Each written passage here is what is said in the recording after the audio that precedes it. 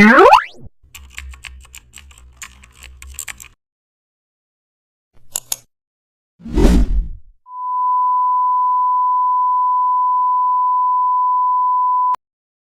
back to the channel. Don't forget to like, share and subscribe for more updates. Today we are explore an amazing topic of Photoshop, how to create AI chatbot advertisement using custom shapes. Start with a diagonal gradient background, then add glowing dots to form a text pattern. Now insert robot or chatbot vectors, add new lines behind it, add digital wave shapes, insert CTA button shape, and add glow effect to the bottom. Add headlines using futuristic fonts and add hologram particles, add light rays behind the subject, insert icons around the product, add gradient overlays for unity.